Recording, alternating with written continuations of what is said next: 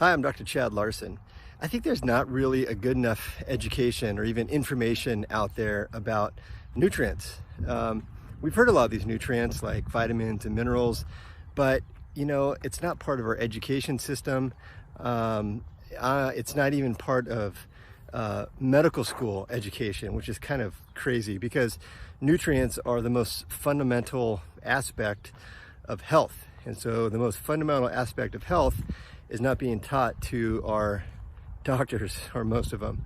And so that just seems like a major disconnect already. So obviously your doc is not telling you about the real sort of nuances of the different nutrients, or even how to test for them, how to evaluate for them, how to recognize if there's a deficiency or even an insufficiency.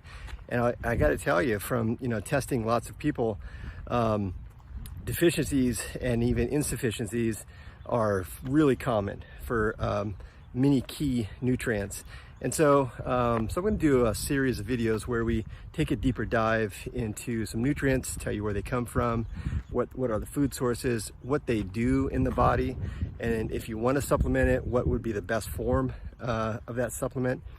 So there's a lot of misinformation and about nutrients. So there's some really key ones that are really important. They're all important, so that's kind of silly to think that one is more important than the other, but some are just easier to get. Like even a crappy diet has plenty of certain nutrients in it. But what I'm going to talk about and feature mostly the minerals and vitamins that are a little bit harder to get, ones that I see more commonly deficient and insufficient, and they have a really important set of values and effects and functions in the human body. So we'll feature those ones a little bit more. And so today, in no particular order, but let's talk about zinc. Zinc is a mineral, and most people have heard of zinc, but we might not all totally appreciate what all zinc does for our system. And it's involved in over 200 different reactions in the body. So I'm not going to go over all 200, but I'm going to give you kind of a general overview. Like zinc is really important for DNA repair. DNA, that's our most fundamental genetic, information, and we need zinc for DNA synthesis.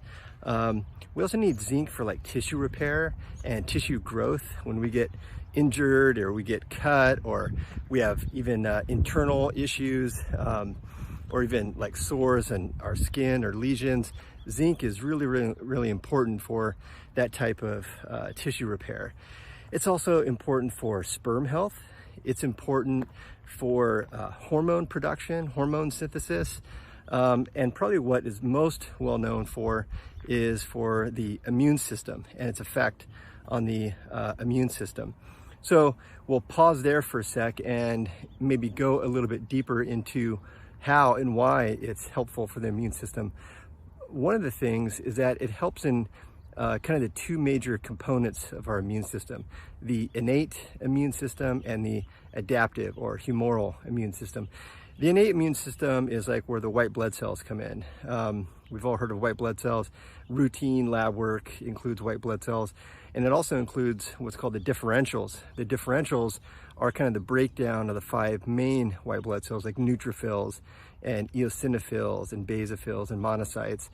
And this is part of our innate immune response. It's like our first line of defense. And this is the innate immune system, also natural killer cells or NK cells. But it's also really important for our adaptive immune system. So this is kind of like second line of immune defense. And this is where we get things like antibodies. A lot of people have heard of, viral antibodies or food antibodies. If your immune system adversely reacts to foods, we can evaluate that in a blood test. So we look at those antibodies. And so antibodies are also part of the adaptive immune response. And guess what? Zinc is important for all that stuff. Zinc is what we call a trace mineral. There's certain minerals are what we call macro minerals. You need macro amounts or big amounts. Mostly in that category is like magnesium and calcium. We need hundreds of milligrams of calcium, magnesium every day. Micro minerals are like zinc. We only need micro amounts. So think of like a microgram. So a microgram, or let's put it this way, a milligram is 1,000 micrograms. And there's some nutrients we just need a few hundred micrograms per day, as opposed to several hundred milligrams per day. So zinc is kind of in the middle. It's kind of what we call a trace mineral. And we need, you know, maybe depending on what you read, maybe somewhere 10 to 30 milligrams in general. Sometimes we might sort of supplement it higher for certain situations, but for sort of everyday use, it's somewhere probably between like 10, 15 milligrams per day. So it's a very low amount. We don't need a whole bunch of it, but the bit that we do need in our system, it has lots and lots of major jobs. And guess what? It's very common to find insufficiencies and even deficiencies. And we find this oftentimes, well, in all demographics, but it's very common in the elderly. The elderly have a couple consistent issues. Sometimes they're not eating as broad variety of foods that we should, to make sure that we're getting in the nutrients through the mouth. That's part of it. It has to go into the mouth. We have to be eating it, but also our digestive tract needs to be working properly. So we need a certain amount of stomach acid and enzymes to really chew up the food in the upper part of the stomach. And we know that the elderly population have kind of a deficiency of this hydrochloric acid or these enzymes. So they might be getting enough through their diet, but it's not being assimilated because it's not being broken down higher up in the stomach. So for a variety of reasons, that demographic is a little more vulnerable to zinc deficiencies. But having tested zinc on lots and lots of people, all age groups, we could find it in all age groups. So it's something that's just, it's common, and it's a super vital nutrient. So like I said, it's important for all these different things: DNA repair, tissue growth, hormone metabolism, sperm health, and of course immune system health.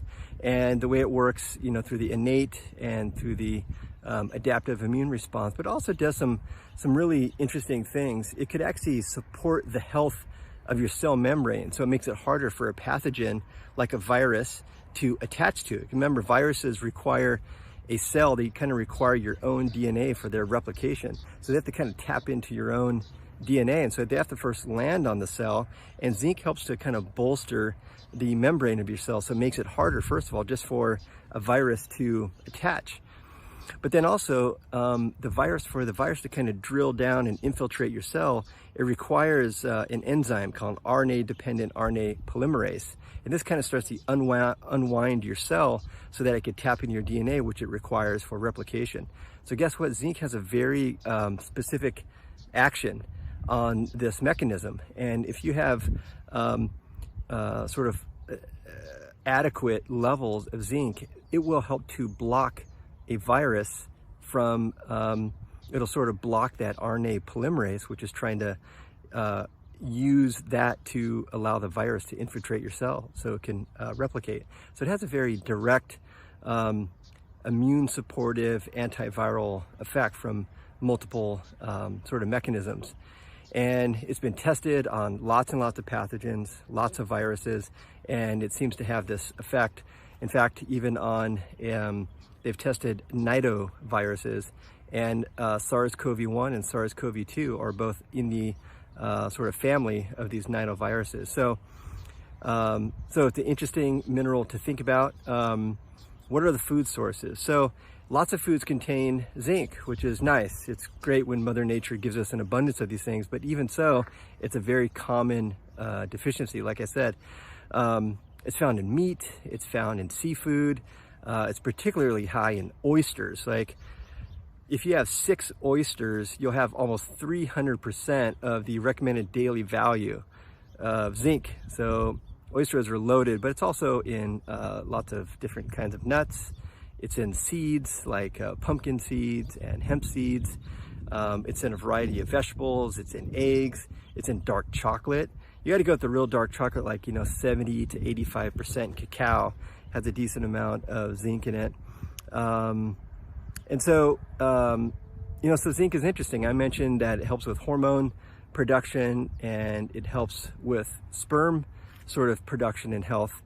And so I think that's probably why some people think that oysters have kind of an aphrodisiac kind of effect to them, because hey, it might be supporting your hormones and the production of sperm. And so I haven't actually read a study, they might be out there on actually oysters and reproductive health, but there is that kind of legend that oysters are important for virility. It's found in lots of different foods. It's a very important mineral. What if you want to supplement it? So those are the food sources, and that's where we always suggest you start off, is to get food sources of these micro minerals and micronutrients like minerals. But it's also important to know that if you get it in supplement form, what would be a good supplement form? In general, I steer my patients away from minerals that are attached to oxide, and I'll come back because there's a little bit of an exception to that, and also gluconate. So zinc oxide as an oral supplement, I do not suggest. I think there's higher absorbable forms of zinc, although zinc oxide is great topically for tissue repair and for decreasing sun damage to your skin. Zinc oxide can be really, really helpful like that. But if you want to actually take it orally to get assimilated, I would prefer that you do like a zinc citrate, a zinc picolinate. These are all good forms of zinc, and probably the best form is zinc bisglycinate. The bisglycinate form is highly absorbable. It gets right into the system.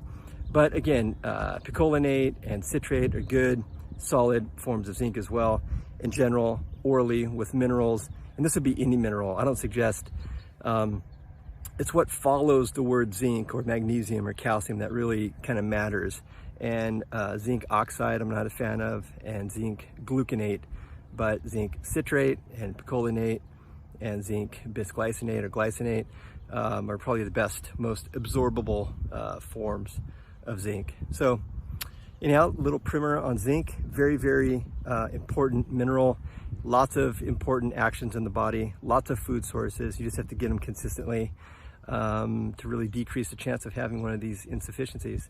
So hopefully you learned something. I'll kind of keep the series going on doing other topics with minerals and kind of take a little bit of a deeper dive, because I just don't think people are getting this information in most other places. So hopefully you learned something. I'll keep reading the studies and bringing you the information. Until then, keep it real.